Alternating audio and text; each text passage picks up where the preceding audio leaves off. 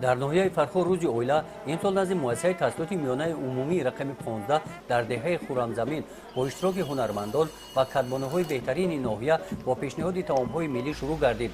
زنان کدبانوی فرخوری بعد بارشات باران در هوای تازه فصل بهار با دل گرم و چهره پر از تبسم انا همین طور آش بریده، دلده و دیگر نمودهای طعامهای ملی را تیار نمودند.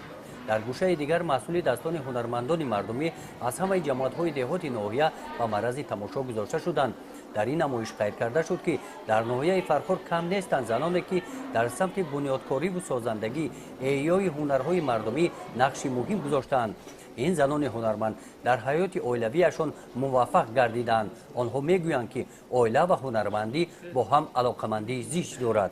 چی جوان دختر و چی جوان پسر باشد که صاحب کسب و کار مردمی باشد به یگان کسی دیگر در زندگی محتاج نمی شود، چون که هنر برای مستحکم می اویله به نهایت ضرور است و او جوان می تواند در مستحکم نمودن بودجه اویله سهم گذار باشد. قسمت تنتنوی چورابینی بخشیده به روز اویله از تبریکات مقامات اجرایی حکومت دولتی ناحیه آغاز گردید. قید کرده شد که در تاجیکستان هر کس حقوق اویله تشکیل کردن دارد. مردم و زنان که به سن نکاحی رسیدند حقوق دارند آزادانه عقد نکاح بندند.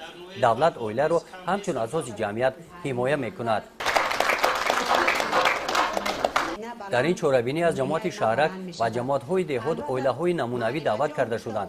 تجربه حیاتی اویلوی این آدمان برای دیگران نمونه عبرت میباشند. اینها اویله‌های هنرمند میباشند. توسط هنرهای مردمی زندگی خود را پیش برده حیات خوش گذرانیدند. در تربیت فرزندان مسئول بوده هنر خود را به آنها آموزانیدند. در این چورابینی از حیات اویله‌داری خود مثال‌ها آوردند. ما در اول کلین هنرمند میکوبیم. البته برای کلین هنرمند کوفتن اول فرزندای خود را هنرمند کنیم. بنابراین خواهش میکنیم که اگر همه مدران همین فرزندای خودشون هنرمند کرده کیبونو، یعنی اگر که به خوراک‌های نقص پختن آموزانند، البته ویرانشوی اویله ویرانشوی در جمهوری کم دیده می شود. در جنبش چورابینی بخشیده به روز اویله از نام مقامات اجرایی حکومت دولتی ناحیه این اویله ها با تحفه‌های مالی قدر کرده شدند. در قسمت فرهنگی چورابینی بخشیده به روز اویله کارمندان اداره فرهنگ ناحیه با برنامه کنسرتی خاطر اشتراکیان را شاد گردانیدند. گزارش خواجه نظریف خدای نظر ظهورов از ناحیه فرخور برای برنامه اطلاعاتی نوید.